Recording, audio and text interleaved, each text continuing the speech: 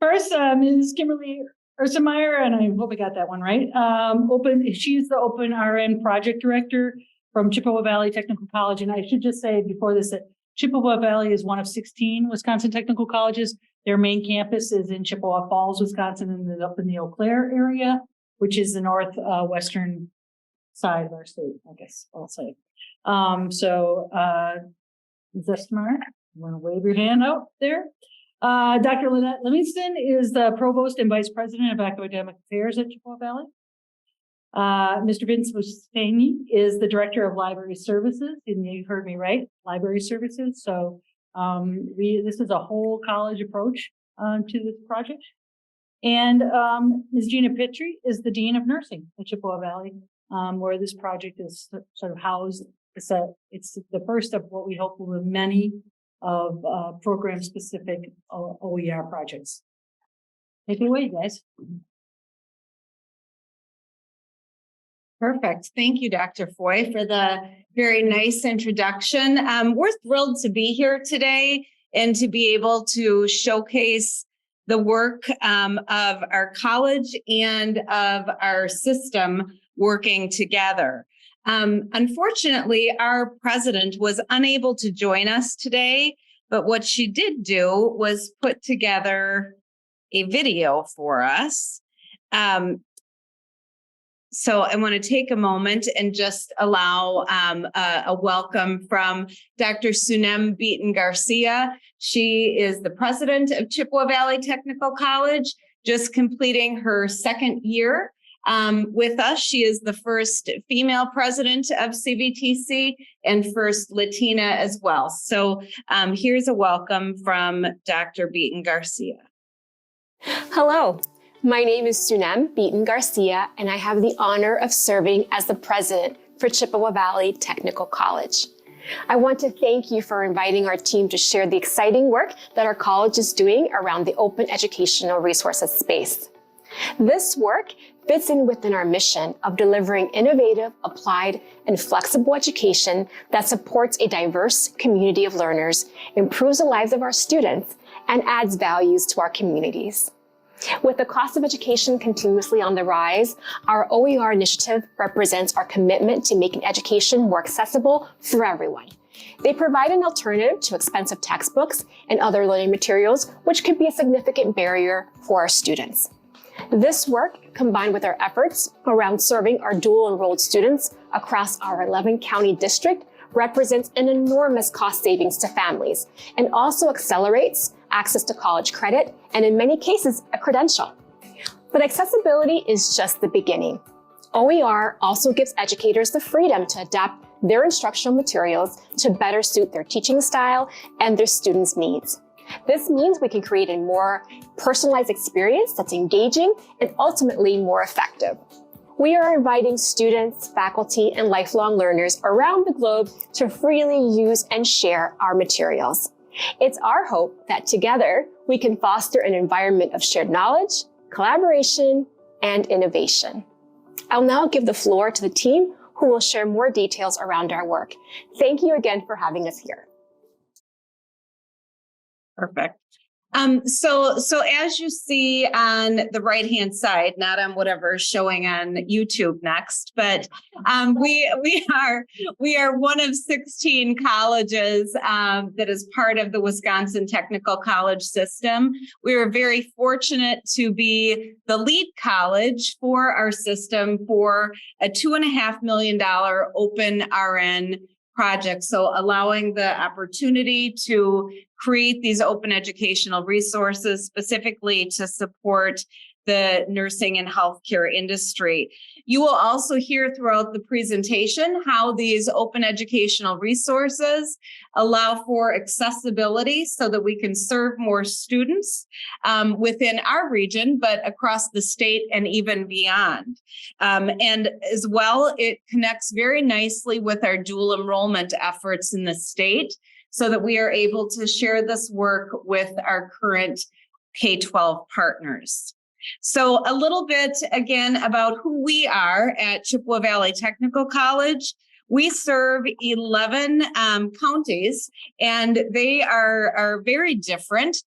We go right up to the Minneapolis-St. Paul area. So sometimes we like to remind everyone of the west coast of Wisconsin that we are a part of. Our main headquarters there is in that Eau Claire, Chippewa Falls area. And then we also serve into Clark County. So while we have 5 different campuses and some within city areas, many of the areas that we serve are rural, and the OER and the dual credit efforts that you will hear of are definitely helpful in serving particularly our rural populations. Within this 11 county region, we have 42 different high schools that we work with.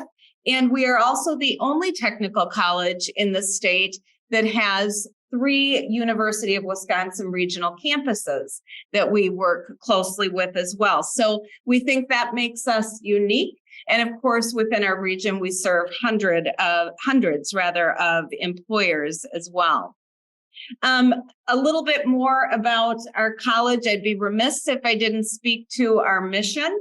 But when we think about our mission, we talk about our focus on applied learning, on relevancy, and on innovation. And you will hear from us with our open educational resource work, as well as dual enrollment, that we definitely fulfill that mission through this work. We are very proud that our graduates stay in the state. Many stay in our region. You will see some of them cross over to Minnesota because we're close, but I know we've got friends of Minnesota here in this room. So that's good news to our neighbors to the west as well. But we're very proud of our outcomes because that's what matters. Our students are employable and they get great paying jobs. So OER and our dual credit work is allowing us to expand that work and serve even more. And I know that you're here to learn a little bit more about what open educational resources are. So I will be turning the floor over to Vince at this point, and Vince will share with us all about the definition and pieces that go into open educational resources. And I'm going to share with you that seems to be what's working best for that. Okay. Thank you, Dr. Livingston. Yeah, so talking about OER, just wanted to make sure we have a ground definition. I know we talked about it earlier, but OER is ultimately free teaching and learning resources that can be applied in any classroom. This means that they're licensed under an open license, so they're typically copyrighted, but the author provides permission in advance. In order for something to be OER, it has to have what are called the 5 R's. So if you look at the screen here, the first is retain. It means that the resource should be able to be saved, maybe saved onto your computer, or saved in a file, or saved in a syllabi. You should be able to reuse it. So you can reuse it from term to term or within the same class or institution or even outside the institution. Revise is another one. So if you're an instructor and you'd like to make updates to something, let's say something has changed in the nursing world, for example, you can update that on the go. And then you can also remix the material. So remixing is what faculty really, it's one of their biggest preferences. And that is they can take multiple resources and arrange them in a way that works best for their class and their students. And then we have redistribute. And that means that you can share this freely through email, you can print it, really kind of share it however you like. So the question is, why OER? So I'm sure that you've seen some of these news headlines at some point, but really it's because textbooks have gone up just tremendously over the past, I would say 50 years. So going back to the 70s, it's somewhere around over 1,000% that it's increased in the late 70s. And you can see this chart here since 2006.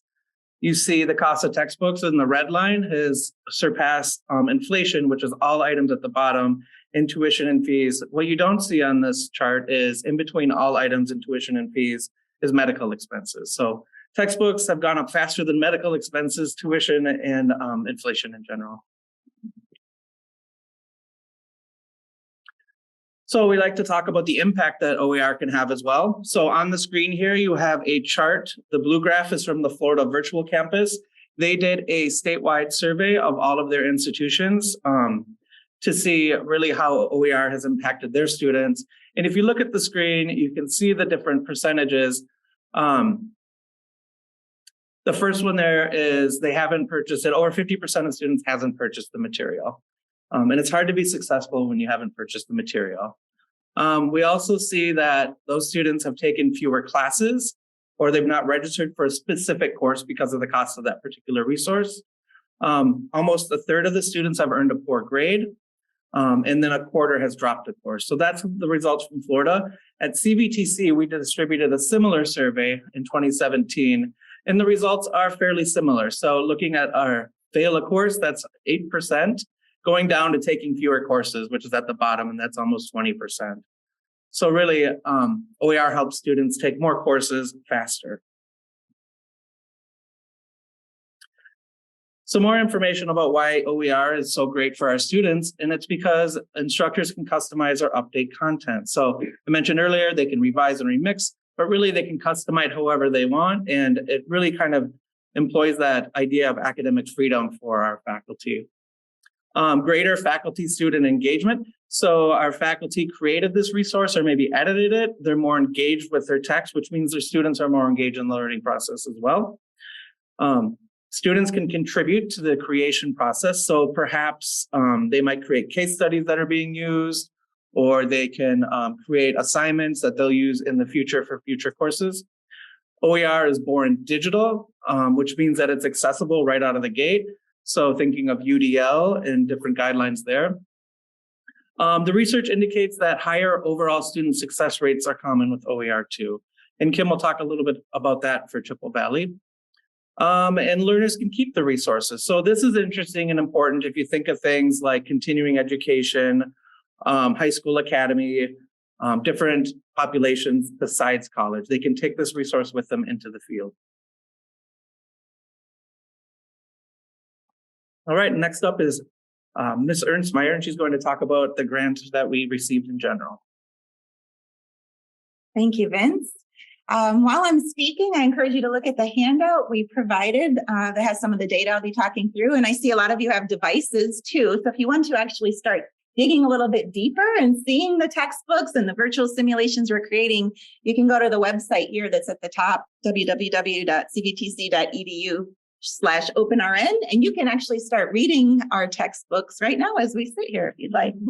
A little light reading this afternoon. So as Dr. Livingston mentioned, we received a $2.5 million grant from the Department of Education in 2019.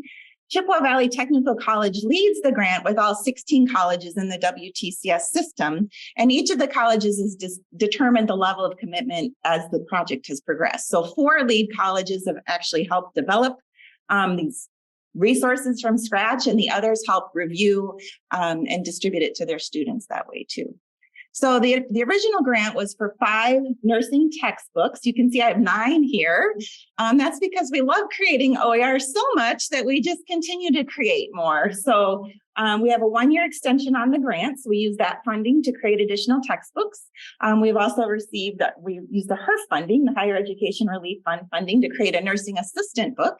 And Gina will talk more here about a Department of Labor grant that we've also received. So we just hope to continue to create these and flesh out so that there's an OER book for each course in the nursing program.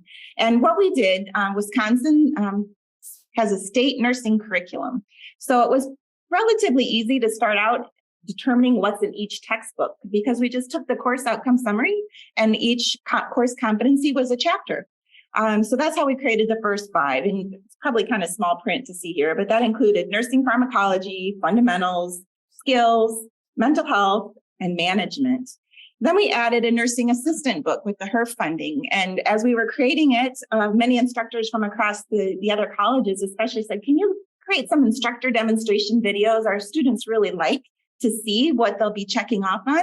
And the videos are so expensive, it's difficult for many to purchase. So we added videos to the nursing assistant book, the skills book, and the advanced skills book. And students really appreciate that. We also created an advanced skills book after that. So that goes into the third semester of the curriculum. And we're currently working on the health alterations and medical terminology book, and those will be published by 2024. As I mentioned, the online books are completely free. They're on the website where they can either be viewed or downloaded.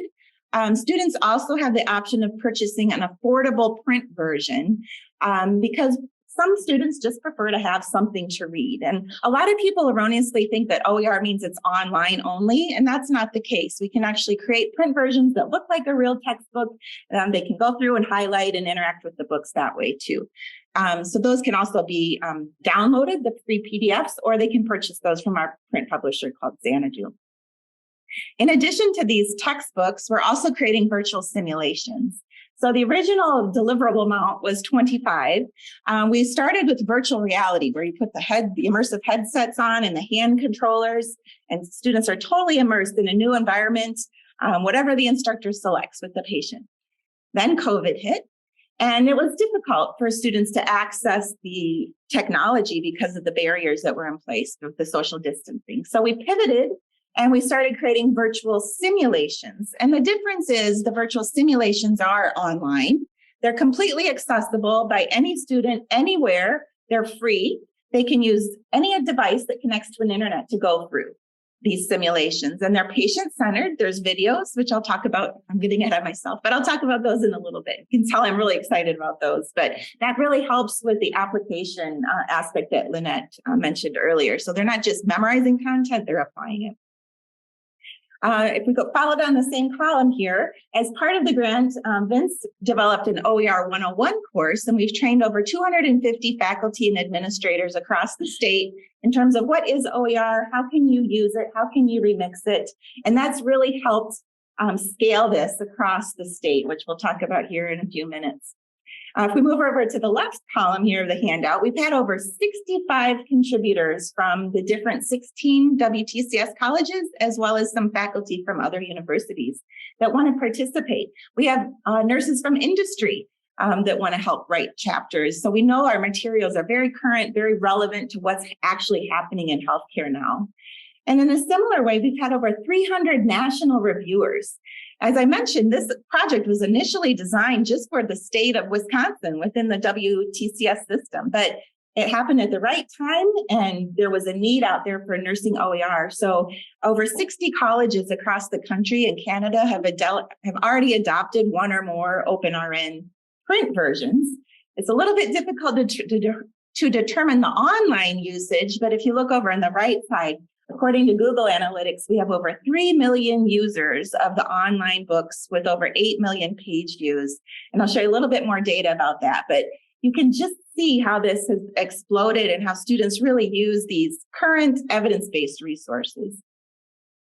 As the National Library of Medicine heard about our success, they reached out and they said, can we upload your books to the bookshelves? So those are currently being uploaded to the National Library of Medicine bookshelf also, which will just further enhance the accessibility of this material for students. We project that after the 5th year of our grant, which ends in February of 2024, over 5,700 students just in Wisconsin alone will save $1.5 million annually in textbook costs. And now that I've shared this data with you about national usage and international usage, you can see that the return on investment has just been incredible with using that grant money to get started on developing these resources. You might be asking, well, what about student outcomes? I know it's free, but how does this affect the student's success? And so we are able, as part of the WTCS system, to pull data from every technical college, every course section. You know, the student data remains anonymous, but we can see the overall grades. So we analyzed the OER sections, meaning course sections that just use OpenRN textbooks as their primary resource. And we compared it to sections that were using the traditional commercial textbooks. And we found the same success rates in terms of grades A, B, C, D, F, and withdrawal. Like, what did they complete the course? That's a student's, course completion rate, I should say. Successful course completion rate is grades A, B, and C. And the rates were the same. We actually found a 2% higher successful completion rate for underserved populations, whether they're Pell Grant recipients or minority populations. We'll continue to analyze that data for 2022 through 2023. We'll have that data later this summer. So we're hoping to see even greater success coming up here shortly. This is just an image I like to share. We're not making up the data. This is actual Google Analytics data. That shows 3.3 million users, over 8 million page views. And some people like to know, well, what countries are using it? And surprisingly, about 50% of users are the United States. And then the Philippines, India, Canada, and Australia round up the other top 5. So it's growing internationally too, because nursing is nursing, right? Across the world. We need nurses to help take care of us. So now the virtual simulations. You can tell I love this part also. We use a free platform called H5P to create the online simulations. You can see an image here. This is actually media that we remixed from a previous grant project where we had actors come in and play the parts of different patients. This is our 16-year-old football player who has asthma, and the nurses have to decide how to handle the assessment and going forward with it.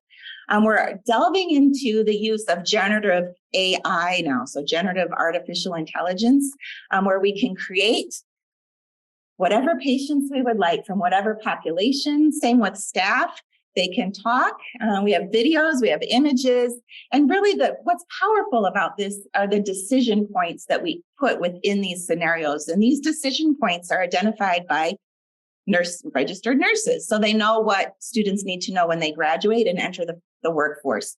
So we try to show them these types of decisions they'll have to make so they can practice before they actually encounter this type of patient situation.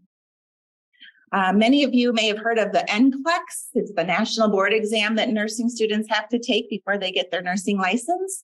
And they've recently released the next generation NCLEX in April of 2023 that includes case studies and more emphasis on clinical judgment and critical thinking. So we've added those same types of questions to our most recent virtual simulations. So like I said, students can go online and practice these at any time, anywhere as they go through their nursing curriculum.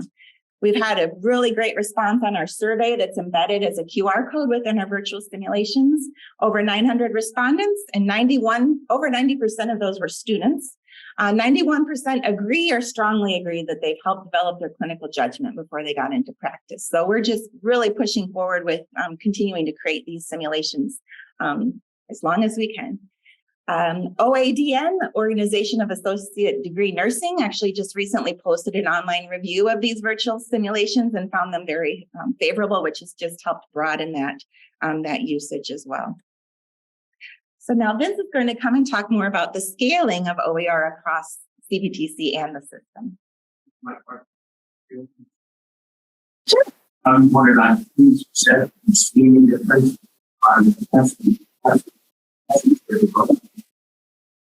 That is a really good question. And because of the NCLEX is taken at the end of the 2-year,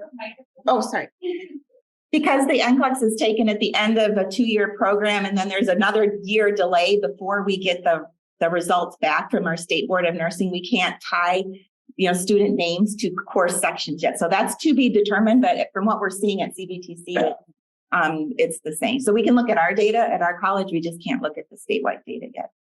And then from an industry perspective, are you offering we have, Gina can talk more too about that. We have ACEN accreditation at CVTC. That's a good question because each of the 16 colleges are standalone programs. So they have separate accreditation processes from that. But we just went through an accreditation process for the practical nursing program, and the visitors were thrilled to see the resources that we're able to offer students. Ask one question. What can you show or know what you had a column of students that just didn't buy books. And I was always amazed at that. That's, they go to the class, did not buy a book, you know, and it was school who put the books on reserve in the library, didn't want to live at the porch buy it, but there's still a group of students that just don't buy the book. Does the data show that how that might affect those? Sure. Vince can jump in here too, but that's the beauty. That's a really good question because that's really the beauty of these OER textbooks is every student has access to the textbook day one of class. They can fully enter in, read the textbook. We've got the learning activities, whether it's flashcards or quizzes, and then these virtual simulations linked. So because of that, that's why we think we saw the 2% increase, especially in underserved populations, because they had those resources day one. And I totally agree with you. I think faculty are flabbergasted when they learn how few students are purchasing the textbook. They're purchasing old editions of the textbook. I actually know students that were at private school in Minnesota, 5 roommates were sharing the same textbook. You know, how does that contribute to success? So that's the beauty of these, is they're available right away. Yeah, so Kim mentioned how big this project really is. It involves ultimately hundreds of people to try to put these resources together. And we needed a way to kind of communicate what OER was with everyone that wanted to participate from all over. So one of our ways to do this was to create a small short course called OER 101.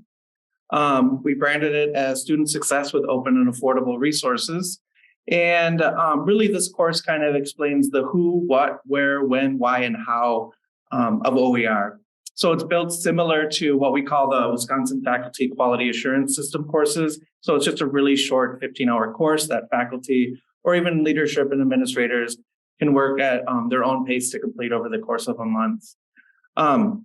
So we opened this up not only for participants of the grant project, but also anybody that wanted to join as a way to kind of scale up the grant. And we found some great response. Many people have joined us, as Kim mentioned, over 250 faculty and administrators. We did a survey a year later to see how this course might have impacted their institutions. And we found that we're saving students money. We're helping to save students money, not only just through our institution, but with this course through other institutions as faculty become more familiar with what OER is. We've had many different courses be converted to OER. So we're looking at the screen here. We've had over 486 courses. And then our student savings is about $300 per student. Sure. How do you certify faculty and transferability with credit to other institutions, say, that are higher than, say, the University of Wisconsin from your community college level, and do a baccalaureate transferability of credits? And the second thing is that you rely on state certification on the effectiveness of your programs as far as licensure goes for to be an RN, and they because I would think that would be the hierarchy that you have to address. So that's a really good question. And the way these resources work, they were, as I mentioned, they were developed based on WTCS nursing courses. So they're completely aligned with the course competencies of those. However, other colleges and universities across the country have their own curriculum. They have their own programs. They have their own accreditation. These are just resources, just like using a commercial textbook, but the instructor still sets up the course, does the assessment. So it's a resource for students, but it's not the course. It's still up to the instructor. Taking course from Coursera. So if I understood your question, though, you wanted to know if the transferability of our courses to university. And we have many examples of articulation agreements for that. So the other thing you asked about was the certification of our faculty. So our institution has accreditation from Higher Learning Commission, just like all of our UW partners. We have many articulation agreements statewide because of the nature of how the nursing program specifically is a statewide curriculum with the WTCF.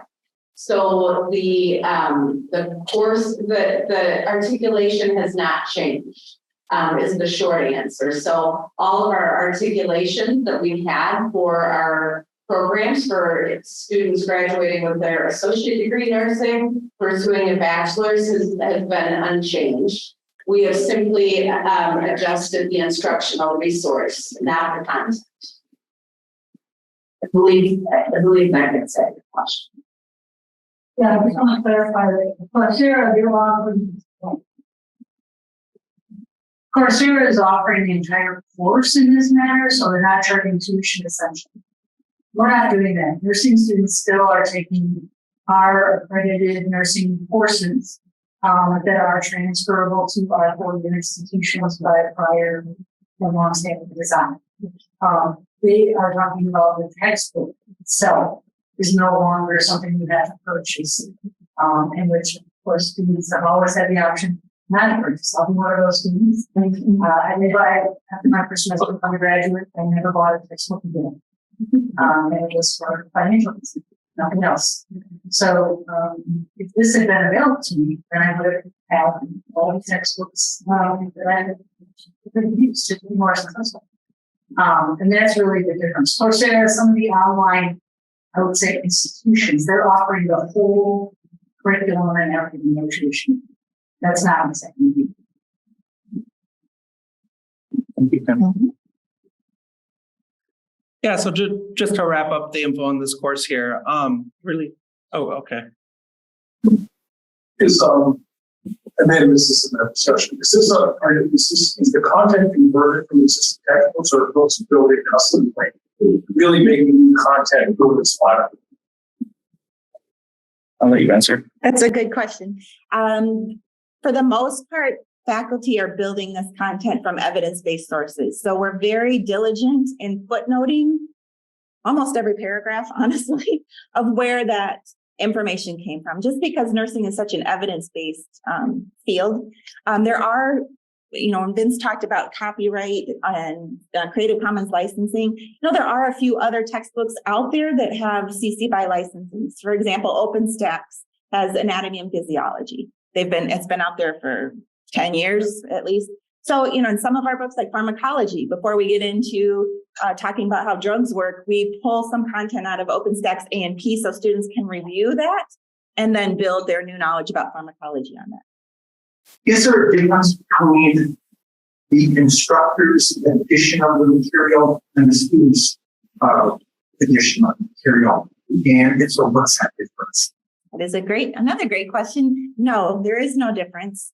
The textbook contains the content and it's aligned with the NCLEX test plan. Also, I should mention that's how it's broadly scaled across many programs. Within the textbook, there's free online activities. So the students get immediate feedback with those activities.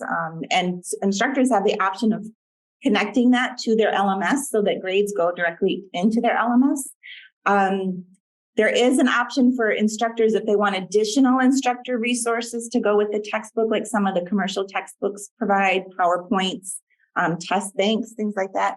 They can purchase that from the preferred print publisher. Xanadu creates those, but we don't include that as part of our project. And part of that is because the security of keeping those type of test items would be very difficult. So it's better to have it on a platform that only instructors can access. So surprisingly, I thought the students thought this, and well, the surprise is that they actually put it to say they like a textbook, and and they talk about the ability to underline, and highlight, and write notes in the margin, and so on and so forth. And I was trying to figure out a little bit, how the open source material could also be, when you can add those features sort of into it or have those features.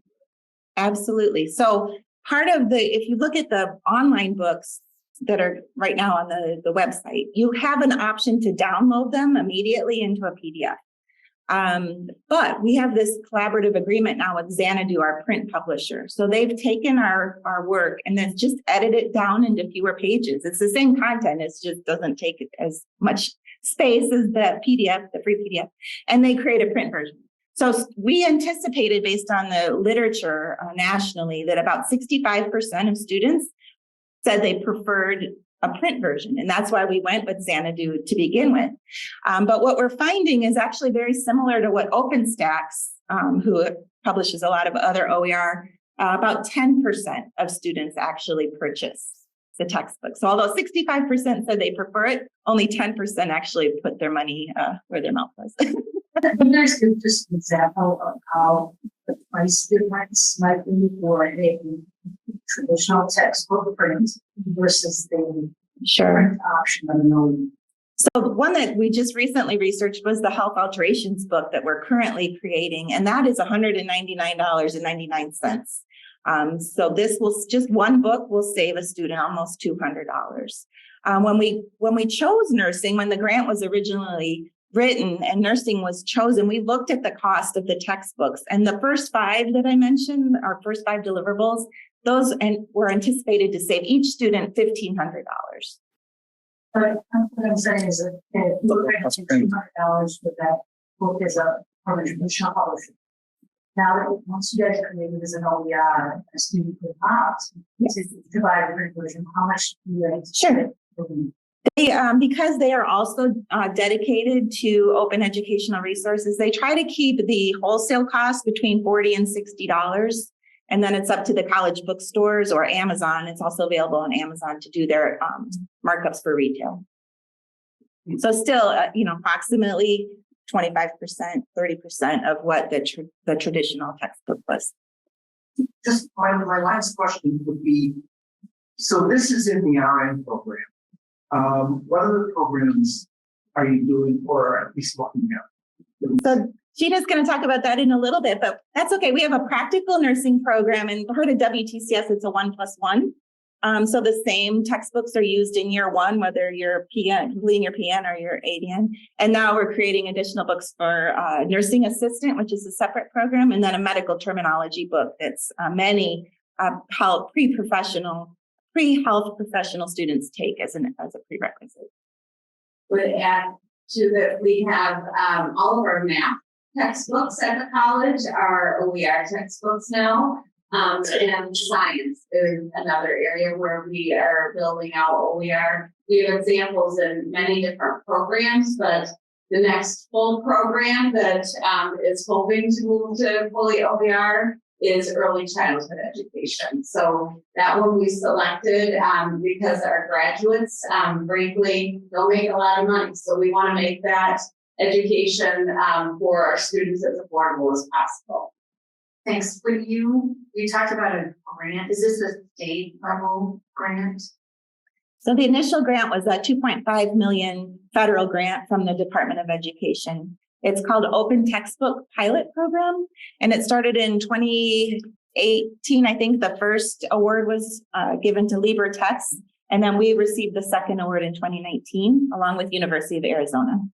Okay, I just know that OER has I'm a representative of the General Assembly in Illinois, and the discussion has come, and if it would get to this point of adopting something like this, our halls of our capital would be filled with the traditional publishing houses. And so I was just wondering how you got it through your state legislature, but it doesn't sound like you've had to do that. Not yet, but we're hoping to hear soon from our state. Concept. And this sort of concept. Well, Representative Murphy mentioned that we're in the throes of our budget process. The technology systems portion of it is pretty much closed, and they did agree to invest $3 million in one-time money.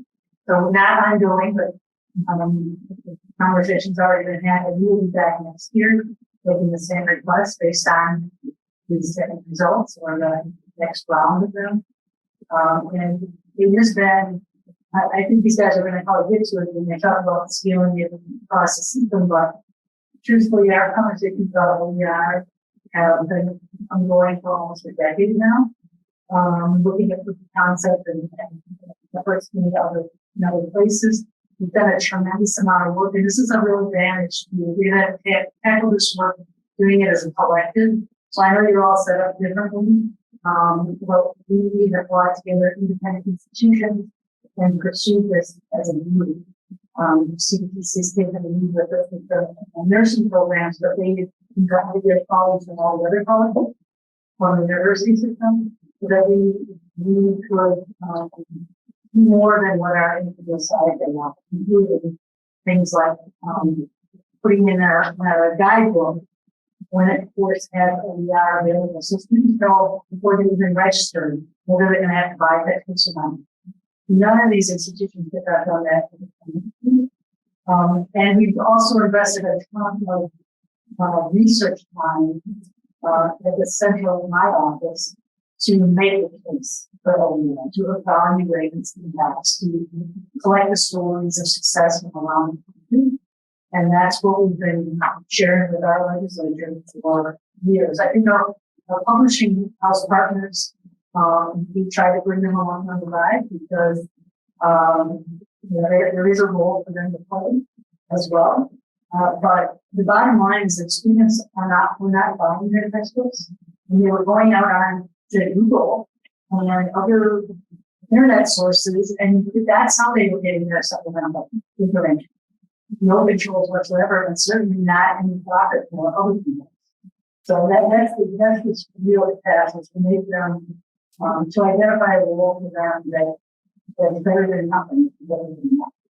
And then to kind of follow up on that, lots of times in the 4-year model, expectations of faculty, part of that is publishing. Mm-hmm. And so this is a real disruptor to that, because we are going to eliminate kind of that market. So are the 4-year institutions on board with this so that they will adapt that expectations of their faculty in the future, knowing that there's not that many opportunities to, let's write edition 15 of the textbook, and then next year you have to buy edition 16 and all that. Vince can share some more about that too, but I did want to mention before we go to that question, I know that, is it Carly? Carly. Okay.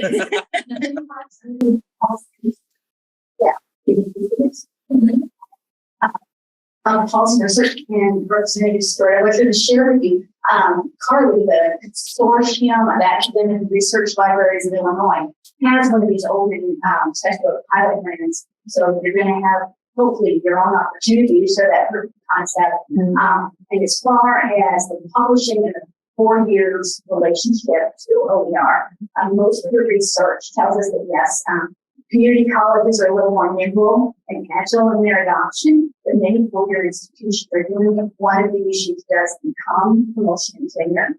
So there are a number of institutions around the nation that have begun to embrace OER as part of the service component of their promotion and tenure consideration. And later, I can provide you with information about that. Along those lines, have you had complaints from faculty about the fact that now they have to purchase the material before, because they purchased it for their class, usually the teaching edition was free? That's another good question. What faculty have really enjoyed as part of this project, I mentioned there's been over 65 contributors. Faculty love the collaboration in creating the materials because we can completely align it to their courses. And so those that are involved in developing or reviewing, we take their feedback seriously and incorporate that into the OER. As with any change, there's a change process. It's generally the faculty that want the print versions more than the students. The students, right? They're digital natives. They know how to search everything. So it's the faculty that prefer the print versions. And at least with our grant, Xanadu provides desk copies to the faculty for free.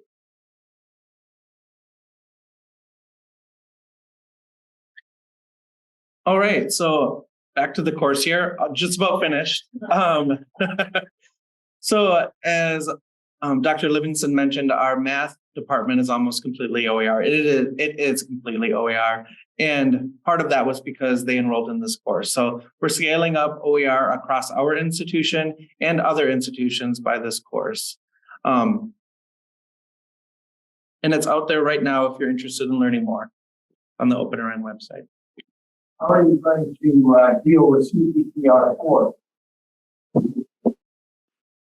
I'm not sure I know what that means. Chat. Oh, That's medical. which is now improved our math, offering up to where everybody can pass it to complete their particular course. So ChatGPT actually leads into the discussion about using artificial intelligence to create the virtual scenarios. That's how we're using it as a tool. I'm not sure if that's how your question relates, but if faculty, what we're being told by our experts is that this is a new generation of searching for information, using information, similar to when the internet first came online. And so faculty, yeah, there's a concern for plagiarism and things like that, but faculty need to figure out how to teach students to use it as a tool. And then it always takes a subject matter expert to review what ChatGPT creates, because it does tend to hallucinate. If you haven't tried it, it'll make up facts or resources. So you can assign students things like use ChatGPT, but then go through it and check the resources. How we're using ChatGPT is generative. As we design these virtual simulations and design the learning objectives and the basic scenarios, it helps us come up with realistic dialogue that patients might say to nurses. It comes up with images of diverse populations, and then the audio voice to pull students in and engage them in this experience. So we're really on the cutting edge of figuring out how we can harness the power of ChatGPT. And I think if time remains at the end, I don't know if it will, we are able to show you a 6-minute video of some of that work that would likely be of interest, or we can provide you a link to look at a later time. Yeah, so I just wanted to share real quick about the state policies. The Scholarly Publication and Research Coalition, or SPARC, is a nonprofit agency based in DC that helps to advocate this nationally. And they really help to advocate for this at state levels as well. And you can see from the diagram on the screen which states that they have helped with, or that there's current policies either in place or hopefully going to be in place soon, such as the case of Wisconsin. So you kind of see we're almost up to about half the states here for some type of policy surrounding OER, or at least textbook affordability. So what's the most thing? That means that they're either going through the policy to become an OER state, or they are already it. So in Wisconsin, for example, as we mentioned earlier, there's funding in the budget for it this year. We just are waiting. We're waiting to see what that, how that turns out. Do I know what? That means that they do have a policy in place or funding.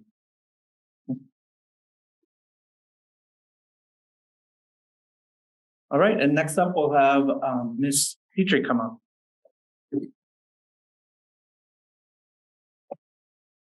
Thanks, Vince. So Dr. Livingston mentioned that another piece of how we're capitalizing on our use of OER is with our CVTC dual enrollment. So to give you a little background on dual enrollment, you have a handout with an infographic on one side and some information on the other side about dual enrollment. And I would refer you there with those details. But CVTC just by ourselves has seen significant growth in our dual enrollment over the last 6 years. This allows high school students to earn college credit for free while they're still in high school, obviously resulting in cost savings for them, earlier entry into our career pathways, and greater preparedness to be successful in college. So with our dual credit opportunities at CVTC, you can see just from a cost savings standpoint, that high school students in our district in the 2021-2022 academic year earned free college credits that were valued at over $3 million. And with our post-pandemic staffing crisis in healthcare, which I'm sure you're all familiar with, it's really important for us to be getting students into the career pathways in healthcare as soon as possible. And our dual credit piece has really played into that, really helping to reinvigorate interest in healthcare careers while they're still in high school. So as I mentioned, when we combine OER and dual enrollment, that's a really powerful strategy for encouraging entry into our pathways. Kim mentioned that OER has been developed for nursing assistant courses, which is one of those prerequisite courses for students coming into many of our healthcare programs, including nursing and practical nursing, and that we've developed an OER for medical terminology, which is another course that many students take, trying, to prepare themselves for healthcare. Both of those courses at CVTC are part of our pre-nursing healthcare academy. So we have students across our district that are enrolled in that academy, utilizing these courses and these resources.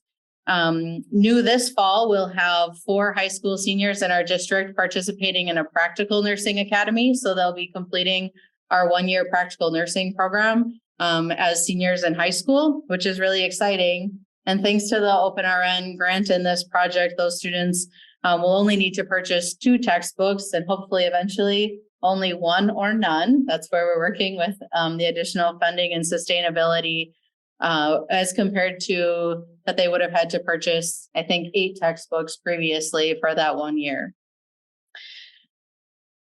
The online books, as has been mentioned, offer increased engagement for these digital native students in high school. So we've really seen that they've been well received by the students. And of course, they're available day 1, as was mentioned. And because of these being dual enrollment, the cost savings then is passed on to taxpayers who are supporting the dual credit opportunities. So what's next, as Kim mentioned, we're in our last extended year of the grant.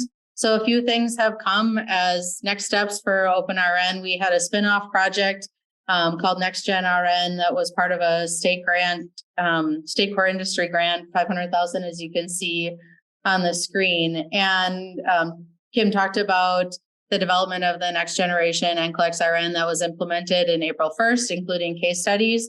So what we've done with this spinoff project is many of the same textbook graders, reviewers, faculty within our WTCS system have created a repository of these case study questions, which are pretty timely to create as a faculty member. So now they can be utilized and shared as formative assessments across all of our nursing courses to prepare students not only for their summative assessments in the courses, but also what that might look like when they get to the NCLEX.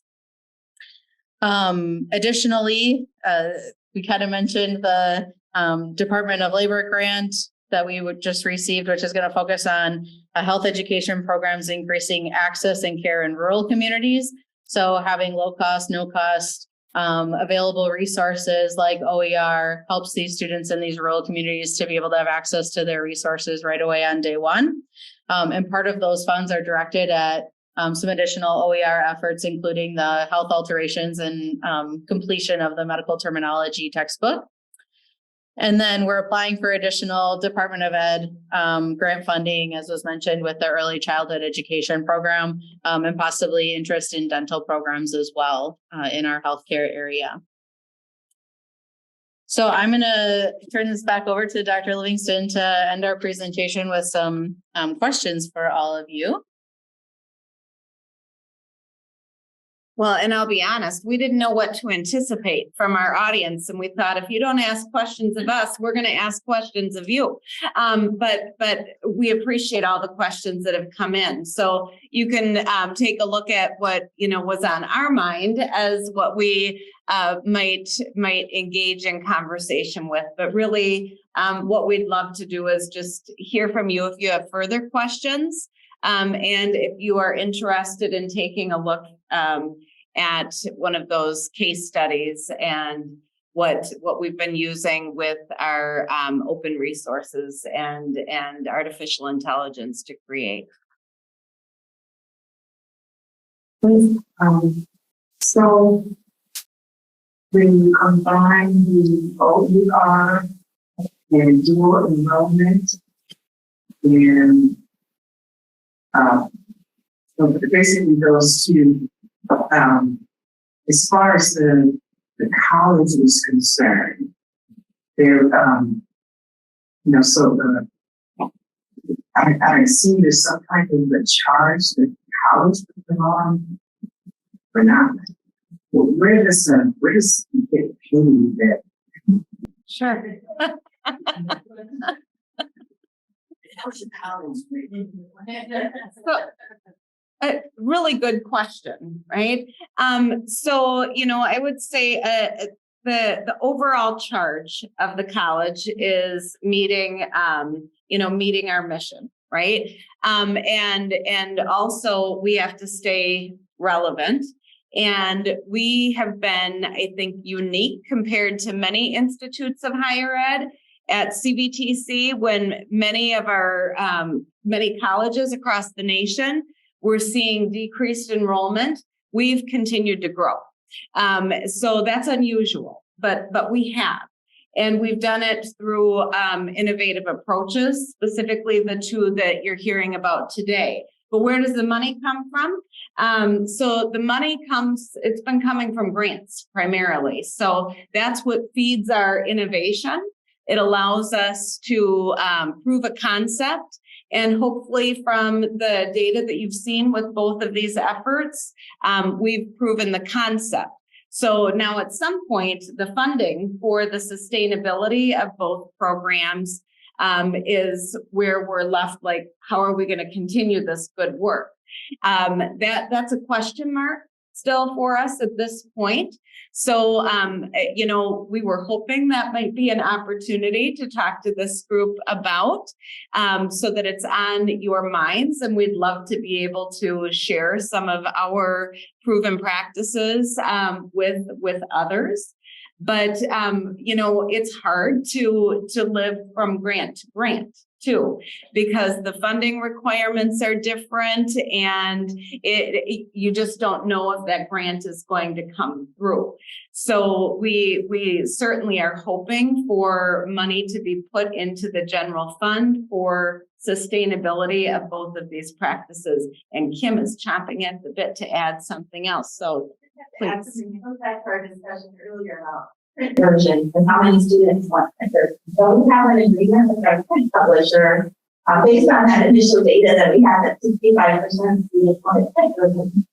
They donate $5 for every print version sold back to a special earmarked fund. So that was a plan to continue to update the textbooks on a 3-year cycle and align with the NSF plan. At this point, we've had about 10% of students the textbooks, so that's why we're still converting more. It's not continue to update over the next 2 years, but going forward from there, we'll be fine. I think one thing two things to know is that textbooks sales was never a one maker for our institutions, obviously, but we also use a model for enrollment that is quite unusual because the vast majority of our enrollment is for students and students. So we are paying for that with our college contributions. They come from tax revenues, they come from state funding, and they come from tuition. So that is the goal. The numbers that Chippewa Valley have quoted here are just a fraction. We are nearly going 50,000 extra students that we go on our credits from us. That majority of them don't pay. And so that's millions of dollars that we are not going. It's one of the long-term sustainability issues that we have more in conversation with our legislature. Participating in the enrollment, Madison has a great benefit to the city, but there isn't a mechanism now to acknowledge that. And that will be true for all of that as well. We got this year that was one time But the real costs of OER, once the books are put together in this format, it's keeping them current. And in that case, we are targeting program areas that are the fastest changing: healthcare, advanced manufacturing, educational programs. And so they need to be updated every year after they do that. And kind of what they use their value. So we're in conversations with our grant funding is not one place. But I think that the way that we've done it as collective with our other higher education partners, using evidence and experience of other states, to make the case, we are in a fairly good place. I would just say that the budget process in Wisconsin right now at the same level is quite contentious. It's not easy. And I think that there is support for some kind of OER funding is fairly universal, and that's converged. I think it's fair to say. So we've done, again, it's been happening overnight. It's been years we've been talking about this, how it will help students. And legislators, frankly, have been getting complaints from their constituents for years about how expensive textbooks are. So that's really helped us. And I think that it's going to be an ongoing effort. Maybe you don't figure this question out. We'll be on Madison and we start to go out the top. It's still your ideas. Please. So my question is kind of follow up on the flip side. It's not where the money comes from, but where does it go? Someone had mentioned how, for purposes of promotion and tenure, that some of the creation of content will be included, but is any additional compensation then going to the content creators, or where does the money from the grant get invested? So, that would be over typically developing, reviewing, getting from the grant via the open process. So there are, reimbursement or outcome development, and then after that, there's no other future. And will that, ideally, will that continue if there's sustained funding for the updating side of things? So, okay. Because ultimately, with nursing, there's a lot of different specialties. So we really need nurses that specialize in different areas to be a part of that updating process. And that can be faculty, but it could also be, I guess not, you can go to the private sector. Part of it actually, and they essentially already were slowing changes so quickly that we really needed an extra, right, with that side or nursing, what new nurses we use. Then I have a couple of things here, piggyback on this. So, in addition to OER, there's something that we've done at Max since 2017. These guys have been great partners since the beginning. We also have new initiatives in current enrollment. So one of the things we look forward to in the next year, 2 years, is a lot more information and research on different funding models, different sustainability models, etc. There are all the types of things that we work on and are thinking about all the time. So I'm thinking of this down the pipeline. Other questions? Wow. Thank you. Thank you very much for that great presentation, but more importantly, thank you for sharing with us innovation in action. So thank you very much. Let's give them another big hand.